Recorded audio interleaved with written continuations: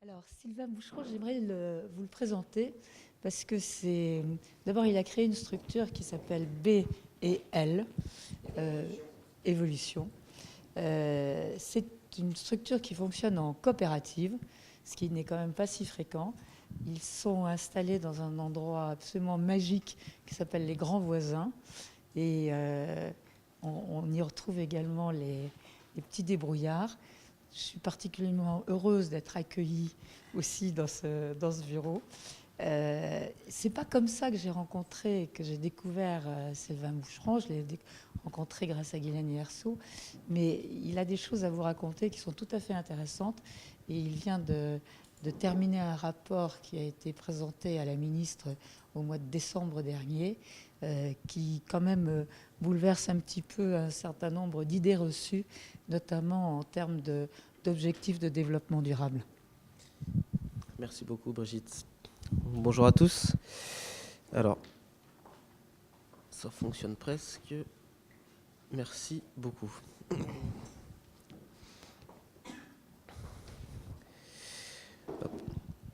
Alors, quelques mots sur l'introduction et puis sur la présentation et l'angle que j'ai choisi pour vous présenter ces études. Donc, on a travaillé sur deux études, une sur les objectifs de développement durable et une sur les territoires énergie positive pour la croissance verte, un dispositif qui est français. Et donc, j'ai extrait de ces études des éléments qui me semblaient intéressants pour la question qui est traitée toute la semaine sur les énergies marines. Donc, de voir quel potentiel pouvait être décelé dans ces dispositifs-là, et puis aussi quelles limites et quel peut-être manque de visibilité des énergies marines au sein de ces dispositifs.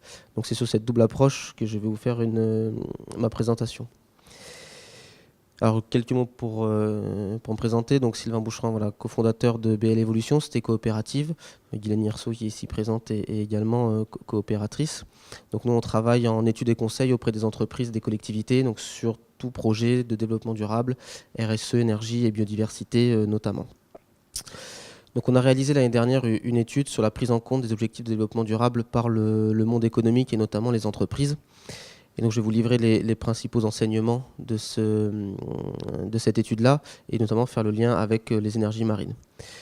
Donc en introduction, quelques mots sur le dispositif des objectifs de développement durable. Donc ce qu'il faut savoir, c'est que c'est un agenda international qui a été adopté par l'Assemblée générale des Nations Unies donc en septembre 2015, et qui est structuré en 17 objectifs généraux, dont l'objectif macro, si on peut dire, est de lutter contre les inégalités, l'exclusion, les injustices, faire face aux défis climatiques et à l'érosion de la biodiversité, et enfin mettre fin à l'extrême pauvreté. Donc c'est vraiment un agenda global de développement durable qui a été structuré en 17 objectifs. Donc c'est un agenda qui est sur 15 ans, donc on l'appelle également agenda 2030, et donc tous les États sont engagés à mettre en œuvre des plans d'action pour que ces 17 objectifs soient atteints d'ici 2030. Alors, j'ai fait un support qui est volontairement écrit, comme ça je pourrais vous le diffuser et vous aurez le temps d'en prendre connaissance un peu plus en détail, comme le temps est limité pour l'intervention. Voilà. Ce qui est intéressant dans cet agenda international, donc qui s'adresse avant tout aux États, c'est que le rôle du secteur privé est vraiment mis en avant, et il est écrit noir sur blanc que les objectifs ne pourront être atteints sans la mobilisation du secteur privé. Donc c'est-à-dire qu'on attend des entreprises du monde économique une mobilisation pour l'atteinte de ces 17 objectifs. En France, c'est un sujet qui émerge un peu plus peut-être doucement que dans d'autres pays. Alors mon explication, en tout cas, c'est qu'on a été fortement mobilisé sur la COP21 en décembre 2015, donc sur la question du climat, ce qui fait qu'il n'y a pas eu une place médiatique forte pour la question des objectifs de développement durable. Et quand on voit d'autres pays comme l'Allemagne qui ont fait des objectifs de développement durable leur politique nationale de développement, d'autres pays également qui sont très engagés sur le sujet, la France peut, en tout cas c'est ce que je pense, accuse un léger retard aujourd'hui sur la prise en compte du sujet. Mais on verra que les entreprises ne sont pas en reste en tout cas. Ce qui a été fait pour votre information au niveau français, donc par le ministère de l'Environnement, donc déjà un rapide état des lieux, une consultation électronique et puis des ateliers qui ont eu lieu juste avant l'été dernier, qui avaient pour objectif de mobiliser les acteurs sur ces questions des objectifs de développement durable. Voilà, donc ça reste quand même relativement léger. Il n'y a pas encore de politique nationale ou de stratégie formalisée pour la France. Alors, oui.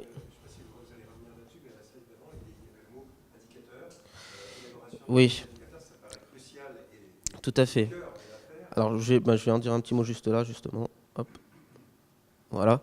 Donc pour rentrer plus dans le détail, et puis je vais répondre à votre question, pour être plus concret. Donc les 17 objectifs, je vous les présente ici. Je vais vous donner quelques extraits qui concernent la partie énergie renouvelable. Vous verrez le lien qu'on peut faire avec les énergies marines. Donc ça va de la lutte contre la pauvreté à la lutte contre la faim dans le monde, en passant par la santé, l'éducation, l'égalité entre les sexes, l'eau, les énergies renouvelables, la croissance et le travail décent, l'industrie innovante, les infrastructures, la réduction des inégalités, les villes et communautés durables, consommation et production responsable, le changement climatique, la vie aquatique, la vie terrestre, la paix, la justice dans le monde et des institutions efficaces. Et puis enfin l'objectif 17 qui est les partenariats pour la réalisation des objectifs. Et donc notamment la mobilisation de la recherche, de l'éducation, du monde économique pour atteindre ces 17 objectifs. Donc vous voyez, on couvre un certain nombre de champs. Et vous pouvez déjà un petit peu pressentir le lien qu'il y a avec les énergies renouvelables. Donc pour répondre à votre question, chacun de ces objectifs est décliné en cibles. Et donc il y a en tout 169 cibles à atteindre. Et chacune de ces cibles sont déclinées en plusieurs indicateurs. Alors de mémoire, je crois que c'est 350 indicateurs, il me semble. Donc des indicateurs qui s'adressent aux États. Voilà, donc là c'est un travail qui est en train d'être finalisé. Donc je vais vous faire un petit zoom rapide sur notamment l'objectif 7 et l'objectif 13 entre autres, et puis un mot sur l'objectif 14 pour voir un petit peu quel potentiel ou quelle place pourraient avoir les énergies marines dans cet agenda qui est international. J'insiste là-dessus, c'est un agenda qui est universel. On n'est pas dans les agendas de développement qui pouvaient y avoir précédemment, les OMD par exemple, qui s'adressaient uniquement aux pays du Sud. Là, l'agenda doit mobiliser l'ensemble des pays. Chaque pays doit faire sa propre stratégie de mobilisation sur ces objectifs à proportion de la priorité adressée à chacun. Peut-être qu'en France, on va considérer que l'accès à la lutte contre la pauvreté ou la santé, c'est pas la priorité, c'est peut-être l'eau ou inversement. Là, chaque pays va faire sa propre priorisation. Donc je vous ai mis ici, on va pas tout lire, hein, mais je vous ai mis ici par exemple sur l'objectif 7, les différentes cibles qu'il y a à atteindre. Et donc ce qu'on peut voir, c'est que je vous ai surligné celles qui sont en lien potentiellement avec les énergies marines. La première, d'ici 2030, garantir l'accès de tous à des services énergétiques fiables et modernes à un coût abordable. Donc peut-être qu'il y a des solutions proposées par les énergies marines dans certaines zones, certains pays du monde, pour répondre à cet objectif. De la même manière, le deuxième, d'ici à 2030, accroître nettement la part de l'énergie renouvelable dans les bouquets énergétiques mondiales. On voit la place que peut prendre évidemment des projets d'énergie marine renouvelable. Voilà, bon, etc. Donc de la même manière sur là, je parle de l'objectif, la cible pardon, est centrée sur la recherche, l'accès aux technologies pour des énergies propres, et puis enfin développement d'infrastructures. Également pour favoriser l'accès à l'énergie. Donc on voit que ici les énergies marines peuvent être une solution, pas toute seule, mais une partie de la solution, en tout cas pour atteindre certains de ces enjeux. Si je passe maintenant à l'objectif de développement durable numéro 13 qui est sur le changement climatique, on peut voir qu'il y a une des cibles, c'est améliorer l'éducation, la sensibilisation et les capacités individuelles et institutionnelles en ce qui concerne l'adaptation au changement climatique, l'atténuation de leurs effets, la réduction de leur impact et les systèmes d'alerte. Donc là, évidemment, pour atténuer les effets du changement climatique, c'est de diminuer les émissions de gaz à effet de serre. Donc les énergies marines, ça peut être une solution à ce sujet. Voilà, mettre en œuvre l'engagement des pays sur la mobilisation donc, du fonds vert de 100 milliards pour financer la transition énergétique. On peut imaginer qu'une partie de ces fonds soit affectée à des projets d'énergie marine, par exemple. Et puis enfin, sur la partie vie aquatique, il y a des objectifs qui sont d'utiliser durablement les ressources marines. Alors il n'est pas clairement indiqué si quand on parle de ressources, uniquement des ressources de type nourriture ou matières premières. Est-ce que l'énergie marine est considérée comme une ressource? C'est une question que je me suis posée en préparant l'intervention.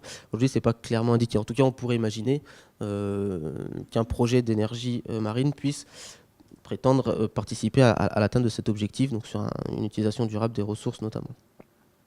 Voilà. Et ça, c'est une autre cible sur laquelle on peut faire le même commentaire. Donc ce qu'on peut voir, c'est qu'il y a des opportunités potentiellement pour les énergies marines. Alors ce qui est intéressant et ce qu'on a pu voir dans notre étude, on a regardé les grandes entreprises, comment elles s'étaient positionnées sur cet agenda international. Donc on a vu que sur un échantillon des 40 entreprises du CAC 40, il y en avait 11 qui dès l'année dernière étaient déjà engagées avec des projets sur l'atteinte des objectifs de développement durable. Et je vous ai sélectionné ceux qui étaient plus particulièrement positionnés sur les questions énergétiques. Donc là je vous ai mis les entreprises qui ont été analysées. Donc si on regarde Total, donc Total explique que grâce à ses services et à la recherche et au financement notamment d'une fondation, va avoir des solutions pour l'accès aux énergies renouvelables et puis pour la lutte contre le changement climatique. Par contre, aucune mention des énergies marines. Schneider également s'est engagé à la réduction des émissions de gaz à effet de serre, donc a affiché clairement être engagé sur l'objectif de développement durable numéro 13, donc sur le climat. Aucune mention des énergies marines ou de projets en lien avec les énergies marines. EDF également a affiché l'année dernière un engagement sur l'objectif numéro 11, donc qui est ville et communautés durables, avec, comme il le cite, le développement énergétique de villes et de territoires, donc notamment en diminuant la précarité énergétique et puis la partie énergie renouvelable. Aucune mention des énergies marines. Donc la première conclusion sur cette présentation, donc c'est la partie objectif de développement durable. Ce que j'en déduis, c'est qu'il y a un potentiel fort aujourd'hui, une place possible à prendre par les énergies marines, mais on n'en parle pas. On a l'impression que c'est quasiment un non-sujet en tout cas. Donc là, je pense qu'il y a un travail à faire, d'une part pour valoriser la recherche, le développement qui peut être fait en France, les entreprises françaises, puisque cet agenda international va donner lieu à des financements. L'AFD finance énormément de projets qui sont maintenant axés sur les ODD dans un certain nombre de pays. Et donc, on peut répondre avec des solutions on peut du coup avoir des financements pour proposer des solutions. Donc là, il y a une place forte à prendre. Et donc, j'incite évidemment les entreprises, puis tout le travail de réseau que vous pouvez faire, notamment pendant cette semaine sur les énergies marines, peut peut-être essayer de trouver une place pour ces solutions-là. Une deuxième étude, donc cette fois on va passer au niveau plutôt micro-territorial, et donc peut-être introduire la thématique de cet après-midi. On a réalisé une étude sur les territoires énergie positive pour la croissance verte, donc qui a été notamment pilotée par un de mes associés, Chardrien Louis. Et donc je vais vous livrer quelques conclusions de cette étude-là. Donc on a publié il y a quelques semaines, c'est tout récent, et notamment sur l'axe énergie renouvelable. Et je vous l'annonce tout de suite, la conclusion va être malheureusement un petit peu la même. Mais donc c'est au moins intéressant de le savoir. Alors, donc c'est une étude, vous pourrez la retrouver également sur Internet, sur notre site Internet, vous pourrez la télécharger, l'étude complète. J'ai pris sur chacune des parties des éléments clés en lien avec les énergies renouvelables pour illustrer notre propos. Donc juste un rappel sur qu'est-ce que les territoires énergie positive pour la croissance verte. Enfin, je ne sais pas si vous connaissez ces dispositifs. Pas forcément. Alors un rappel, donc c'est un dispositif de financement qui a été mis en place donc, par le ministère de l'Environnement, dont l'objectif est de financer des programmes de territoire, donc de collectivités de tout type, je vous montrerai la typologie tout à l'heure, sur des projets de transition énergétique. Avec ça qui était intéressant dans ce dispositif, ce n'était pas uniquement un soutien en communication, il y avait un soutien financier réel, puisqu'on avait un cofinancement des actions qui allait de 500 à 2 millions d'euros, de 500 000 euros à 2 millions d'euros, donc financé par le ministère. Donc on voit que pour un territoire, notamment des petites tailles, c'est quand même un dispositif qui est assez intéressant, puisqu'on le sait notamment dans les questions d'énergie renouvelable, ça peut être des dispositifs qui sont coûteux. Donc ça a été lancé donc, en septembre 2014. Alors de la même manière, je vous ai fait des extraits sur la question des énergies renouvelables. Un des objectifs de ce dispositif, c'est d'encourager la réduction des besoins d'énergie et le développement des énergies renouvelables locales. Donc là, vous imaginez évidemment qu'il y a potentiellement une place à prendre pour les solutions de type énergie marine. Les types de collectivités qui ont répondu, donc il y en a eu 300 et quelques de mémoire. Vous voyez, c'est des communes, des EPCI, des pays, des regroupements mixtes, des conseils départementaux, des SCOT, même des parcs naturels ont répondu et ont demandé des financements pour leurs projets. Donc c'est assez varié dans les typologies de territoires qui se sont mobilisés sur le sujet. Les objectifs qui étaient affichés, donc en fait un projet pouvait être éligible à une enveloppe de financement TEPCV sous réserve de répondre à un des 6 objectifs. Et donc notamment l'objectif numéro 4, c'était production des énergies renouvelables locales. Donc je vous ai fait un extrait sur tous les projets que l'on a analysés. Hop. Donc qu'est-ce qu'on a pu identifier comme résultat? Donc on a analysé les 1737 projets qui ont été déposés au ministère, donc sur un espace de 2 ans. Et donc qu'est-ce qu'on observe comme conclusion? Je vous l'ai mis ici. Hein. Donc on a principalement 74% des actions qui ont été déposées donc, sur les 1700. 74 concernent 5 axes: la rénovation énergétique, donc 27%, ce que vous avez ici. L'aménagement de l'espace public pour favoriser la mobilité, 13%, c'est ici. La modernisation de l'éclairage public, 13%, c'est ici. Le renouvellement des flottes publiques, 12%, c'est ici. Et la production d'énergie renouvelable locale, c'est seulement 9% que vous retrouvez ici. Donc on voit que finalement, les territoires ne sont pas spécialement mobilisés pour la production d'énergie renouvelable, malgré que ce soit un des objectifs phares du programme. On est très centré sur la rénovation énergétique et puis la question des transports. Donc ça, c'est en termes de nombre de projets. Si on regarde les financements accordés, donc c'est le même graphique, mais en part de financement accordé, on voit que sur l'ensemble des financements qui ont été pris en charge par le ministère, il n'y en a que 7% qui ont été dédiés à des projets d'énergie renouvelable, donc potentiellement des projets d'énergie marine. Mais ça, je vous l'annonce tout de suite également, il n'y en a aucun qui ont été cités. Je vous donnerai tout à l'heure la typologie de projets qui ont été financés. Donc c'est pourtant dommage, puisqu'on a voilà, une ligne dédiée sur la production d'énergie marine, et on voit que les cofinancements atteignent en moyenne 50%. Donc ça, c'est des projets, je vous le montrerai tout à l'heure, soit d'éoliennes, soit de champs photovoltaïques, soit de choses comme ça. Et on a 50% de financement qui viennent directement de l'État. Donc ça fait quand même, c'est quand même un dispositif intéressant pour les collectivités qui voudraient développer des projets. Si on regarde les territoires qui se sont mobilisés, on voit que le Grand Est et la région Occitanie sont les territoires qui ont déposé le plus de projets. Et puis finalement, les territoires peut-être côtiers où on sait qu'aujourd'hui il y a des programmes typiquement sur les énergies de la mer. Hein, je pense justement au site énergie de la mer, donc on sait qu'il y a des programmes de développement ici. Très peu de collectivités se sont mobilisées sur ce programme de territoire énergie positive, alors que ça aurait pu être, à mon avis, un levier pour financer des programmes, pour valoriser des choses sur les territoires. Donc ça, c'est peut-être... voilà. Donc, le programme n'est pas fini, d'ailleurs, je vous rassure tout de suite. Il y a encore une tranche qui est ouverte. Donc si vous êtes dans des collectivités, c'est le moment de mobiliser vos élus sur ce sujet. Voilà, donc une mobilisation inégale des territoires sur ces questions de territoire énergie positive pour la croissance verte. Alors, de la même manière, sur les typologies d'actions financées, je vous ai juste extrait la partie production des énergies renouvelables. Ce qu'on va voir, c'est, d'une part, on va avoir des financements d'études de faisabilité, des financements de projets de production énergie de NR, principalement, c'est de la biomasse et du panneau photovoltaïque. Voilà. Puis après, des études juridiques ou techniques, mais en fait, très peu de projets. Alors, il y a eu quelques éoliennes, mais il n'y a eu aucun projet d'énergie marine qui ont été déposés dans ce cadre-là. Ce qui est quand même ce qui est à la fois surprenant et puis évidemment dommage pour le sujet. Ça, non. Oui, je dis marine, c'est fluvial. Hein, oui. Voilà.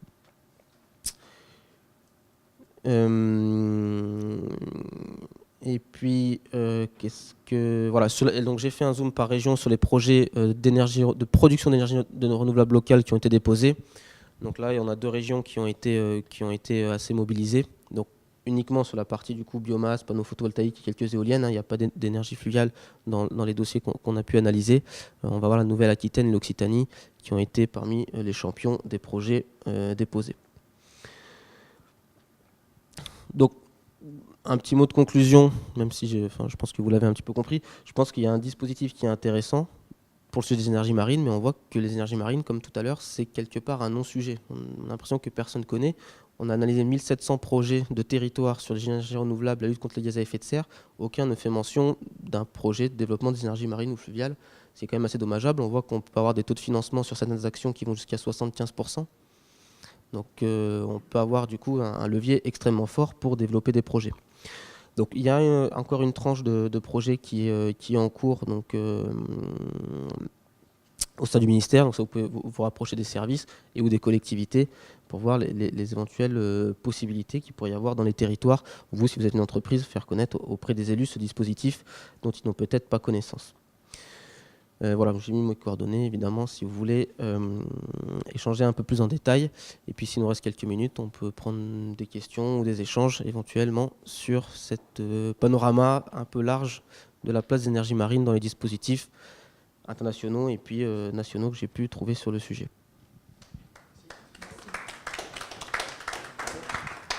Merci Sylvain pour cette analyse. C'est vrai que décrypter à l'heure actuelle des rapports, il y en a quand même beaucoup qui sortent, il y en a peu qui soient lisibles.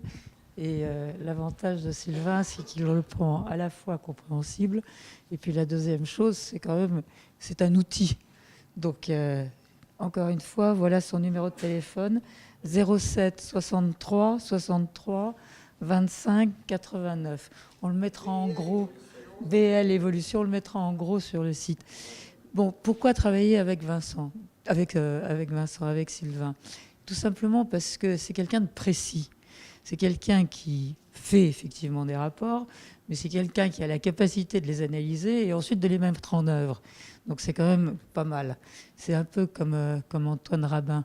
Voilà, ce sont des personnes qui sont des personnes ressources et qui ont cette capacité de faire. Donc on aime bien les avoir avec nous. Et merci Sylvain pour cette présentation. Donc le plus simple, c'est de te joindre. Comment tu comptes travailler après avec nous? Je pense qu'il y a différentes options, enfin différentes idées qui peuvent être développées. D'une part, quand on a des projets de développement de projets énergie marine ou fluviale, au niveau du territoire, ce qui est fait comme programme, ça peut être, on peut retrouver des financements dans des programmes de type TEPCV, l'ADEME peut cofinancer des programmes. Donc je pense que se rapprocher des élus, des territoires, des dispositifs régionaux ou nationaux de financement, ça peut être déjà une première piste.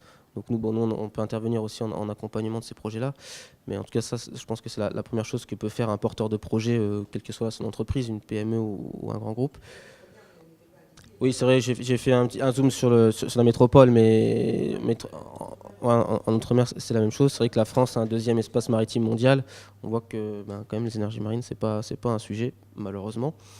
Et puis au niveau international, je pense qu'il y a des réflexions à mener sur quel peut-être pays, quelle zone du monde peut avoir un enjeu fort en termes de développement des énergies marines et fluviales. Et là, tout de suite, d'aller voir des dispositifs, des financiers, des fonds internationaux, comme je pense à l'AFD, parce qu'ils sont français, mais il y a énormément de fonds qui peuvent du coup injecter, soutenir et faire la promotion de projets qui peut permettre de parfois passer le coût d'investissement qui est un peu peut-être fort au démarrage, surtout quand on est dans de l'expérimentation. Et donc, ça peut permettre de passer ces leviers-là. Donc ça peut être une autre piste, à mon sens, pour développer des projets. Et puis enfin, la dernière chose éventuellement à laquelle je pensais, et puis de la même manière qu'on peut éventuellement faire ensemble, c'est d'essayer de faire de la promotion, la communication sur les énergies marines auprès de l'ensemble de ces décideurs-là. Donc c'est l'objet de la semaine qui a été mise en place ici. Donc ça c'est très bien, je pense que ça va participer. Ce qu'on le voit bien, c'est quand même pas un sujet qui est porté. On a toujours la biomasse ou les panneaux photovoltaïques qui sont comme les premières idées qu'on a quand on veut faire des énergies renouvelables, alors qu'en France, il y a un potentiel, dans le monde, il y a un potentiel pour les énergies marines et fluviales, donc de faire des actions de promotion pour faire connaître le sujet, ça peut être, à mon avis, un troisième axe sur lequel travailler. Encore une fois, il y a des dispositifs qui existent et on voit qu'ils ne sont pas connectés avec la réalité du terrain et les projets qui peuvent être menés et soutenus par les entrepreneurs locaux, les entreprises ou les territoires.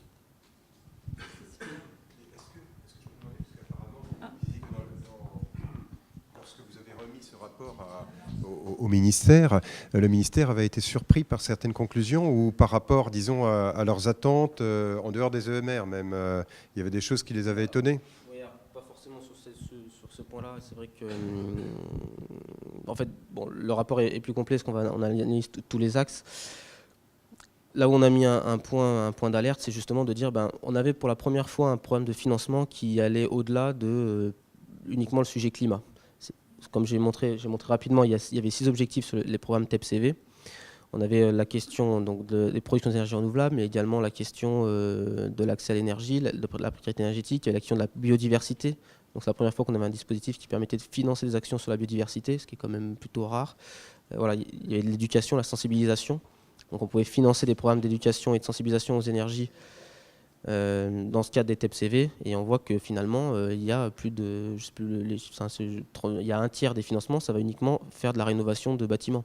Donc autant faire un plan de rénovation et puis y aller. Ça sert à rien de faire un dispositif qui est transversal, qui permet de toucher différents axes, si au final on se rend compte que finalement on fait que des projets de rénovation. Donc là on a tiré un petit peu un point d'alerte. Voilà, donc c'est ce type de points qui ont pu peut-être un peu surprendre peut-être les services du ministère. Bon, l'autre point, c'était qu'il y avait beaucoup de projets qui semblaient être pas forcément en cohérence avec le développement de territoire. Donc parfois, c'était des actions qui étaient mises les unes à côté des autres. Il n'y avait pas forcément un programme de cohérence en termes de développement des ENR, d'accès à l'énergie, d'efficacité énergétique, et puis de développement du territoire. Pareil, il y avait un axe qui était le développement de l'emploi local. Donc comment est-ce qu'un programme de territoire énergie positive pouvait développer de l'emploi local, et donc on pouvait financer des actions qui avaient vocation à créer de l'emploi local. Donc pareil, il y a eu très peu de projets qui ont intégré cette dimension-là. Donc c'est ça qu'on a mis en exergue dans l'étude, et qui, bon, effectivement, du coup, un peu questionner le dispositif. En tout cas, voilà, ça peut être des pistes à prendre en compte pour les prochaines versions du dispositif. Question. Dans ta présentation au début, tu as parlé de la répartition des aides selon les villes, les collectivités, etc. Et tu as cité, je ne sais plus le chiffre exact, 22, 26 pays. Ça veut dire qu'il y a des projets dont l'implantation était hors de France? Non, pays, c'est la pays, au sens géographique français. C'est l'intercommunalité. D'accord, pardon. Donc on reste sur le territoire français, qu'on soit en métropole ou en outre-mer. Le pays, c'est la notion. Je ne peux pas retrouver le slide, mais bien que C'est comme le pays des EMR. On est pays, voilà. ouais, c'est ça. En fait, les 66 pays, donc c'est comme le pays dauphinois, le pays barrois, voilà, exactement. Donc c'est ça la dimension. Mais donc c'est intéressant, ça veut dire qu'il y a aussi des collectifs, enfin des territoires qui sont mobilisés au-delà des structures administratives classiques ou des villes. Donc ça c'est quand même aussi intéressant. Donc c'était un des intérêts de ce programme-là, à mon sens, c'était justement de pouvoir mobiliser différents types d'acteurs à différentes échelles de territoire. Il y a des SCOT, des parcs naturels qui sont mobilisés, qui ont fait des programmes. Ça c'est quand même intéressant aussi de le voir. Donc voilà. Enfin, je dis les monts d'arrêt, mais on peut parler aussi de ce qui se passe dans le Midi, en Méditerranée. Il y a des tas de possibilités, en tout cas avec le fluvial. C'est absolument évident. Bon, mais ça, ce sont des choses, peut-être Sylvain, que tu nous fais découvrir. Ça mérite peut-être une autre réunion plus précise, puisqu'on a l'intention de monter un petit groupe de travail, enfin un gros groupe de travail. Je crois que ce serait important d'avoir ce type de présentation, et puis, j'allais dire, d'être cohérent. L'argent existe.